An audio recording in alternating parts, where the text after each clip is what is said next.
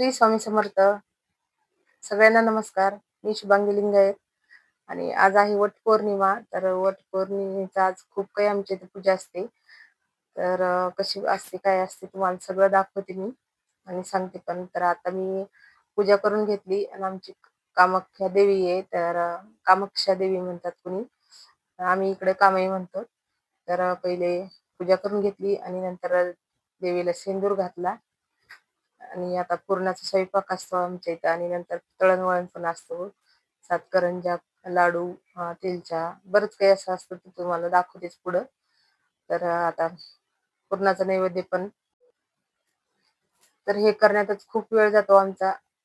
तर आता हे करून मग नंतर वडाला जायचं आणि त्याच्यामध्ये मध्येच आमचे कस्टमर पण करावं लागतात. तर शनिवारी धंदे असतात तर बंद करता येत नाही. आलेले कस्टमर वापस पाठवता येत नाही. तर आज मी मुलांना घरीच ठेवून घेतले. मी स्वयंपाकात असले की छोटं मोठं करतात. जास्त मोठं असेल तर मला करावं लागतं. तर मुलं पण आज घरीच थांबले.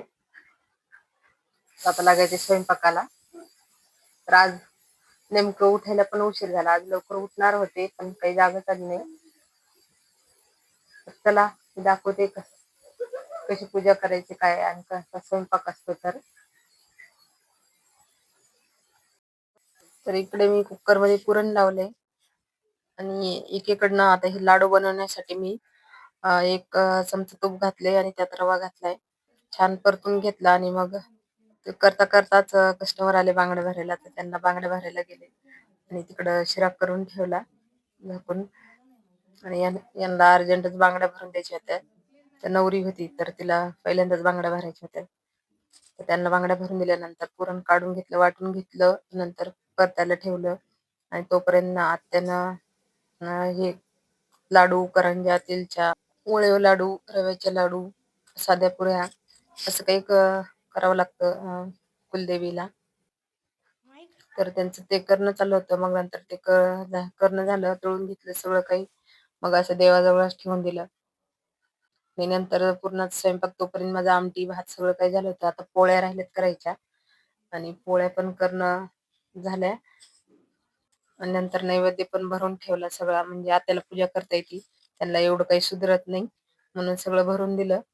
ताटामध्ये नैवेद्य, दिवे सगळं काही मी समोर मांडून दिलं. आता माझा आवरूस्तर त्यांची पूजा होती आणि मग मी आवरल्यानंतर पूजा करणार आहे.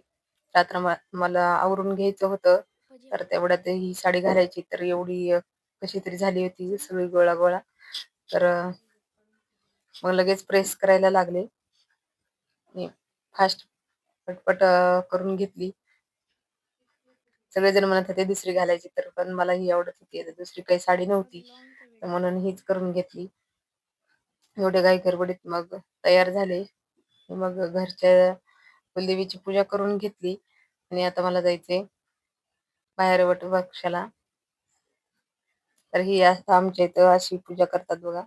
तर हे पूर्णाचं नैवेद्य आणि हे सगळं काही तळलेलं आणि कुलदेवीला सकाळी सिंदूर घालून घेतलाय. नंतर अशी ओटी भरायची. सगळी दिवे करावं लागतात 7. सगळं काही 7-7 करावं लागतं.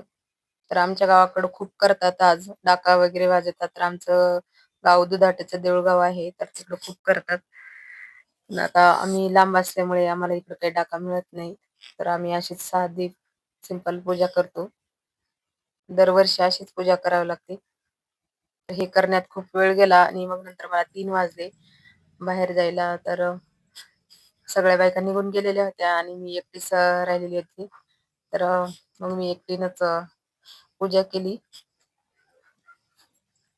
सगळ्या स्त्रिया आपल्या पतीसाठी दीर्घायुष्य मागतात, पण दीर्घायुष्य मागे पण एक हेतू आहे.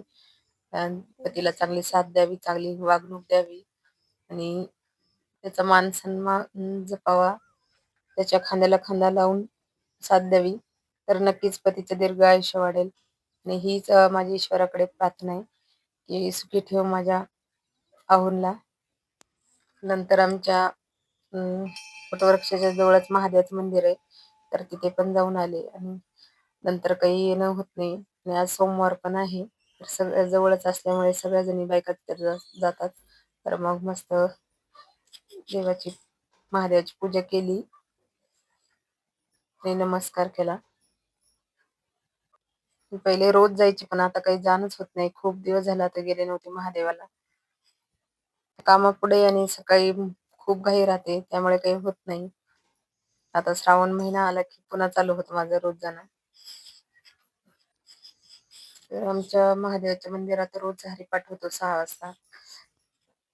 कैलास राणा शिवचंद्रमौळी फणींद्र माता मुकुटे जळाली तारण्य सिंधू बहुदुःखहारी जुवीन शंभो मज कोण तारी. शिव शंभो. ओम नमः शिवाय. दुपारी खूप पाऊस झाला आणि निघायच्या वेळेस थोडा पाऊस थांबला, त्यामुळे मला जायला जमलं नाही. तर आमच्या इकडे खूप चिखल होतो. तर पूजा करून घरी आले. घरी आल्याच्या नंतर आता हे आले आणि जेवण केलं. गेले त्यांचं आणि मामाचं झालं, नंतर आत्याचं आणि मुलांचं झालं आणि मी शेवटी जेवले. तर हे करता करता माझा व्हिडिओ बनवायचा राहिला होता. मग सगळ्यांनी जेवून घेतलं आणि मग मी शेवटी जेवले. तेवढ्यात नणंदबाई आल्या, तर नणंदबाई आणि आम्ही दोघी जणी जेवलो. हे करत करत कसा वेळ गेला ना कळालंच नाही. संध्याकाळचे 6 वाजले आणि मग खूप असं थकल्यासारखं वाटत होतं दिवसभर करून करून. तर हे आहे माझं देवघर. तसं तुम्हाला रोज दिसतच. तर ही आहे आमची कुलदेवी. तर हिला कोणी कामाक्षी देवी, कोणी कामाई म्हणतात आमच्या इकडे. आणि तर असा झालाय आमचा वटपौर्णिमेचा कार्यक्रम. तर मला 3 वाजता मी गेले होते वडाला आणि आता मला यायला 5 वाजले. तर 5 वाजता जेवण केलंय, नंतर व्हिडिओ बनवला. एवढं आभाळ आलंय ना आणि मोबाईलमधली चार्जिंग संपली, म्हणून चार्जिंगला लावून बोलायला लागली. कारण की एवढं आभाळ आणि हवा पण खूप सुटलेली. तर त्यामुळे तर सकाळपासून स्वयंपाकाला लागले होते आणि दिवसभर आमचा स्वयंपाकात तर दाखवलंच मी तुम्हाला किती करावं लागते. तर हे करत करत कसा वेळ गेला ना कळालंच नाही. तर 3 वाजेपर्यंत स्वयंपाकच चालला आणि मग नंतर तयार झाली, नंतर वडाला गेले, नंतर आल्याच्या नंतर व्हिडिओ बनवला, नंतर जेवण आणि मग आता वाजले 7. तर खूप थकल्यासारखं वाटायला. आता पटकन आराम करायचा आहे आणि मी अशी तयार झाली आहे. कसं वाटलं तर नक्कीच कमेंटमध्ये सांगा. आवडलं असेल तर लाईक आणि सबस्क्राईब करा. बाय, भेटूया पुढच्या ब्लॉगमध्ये.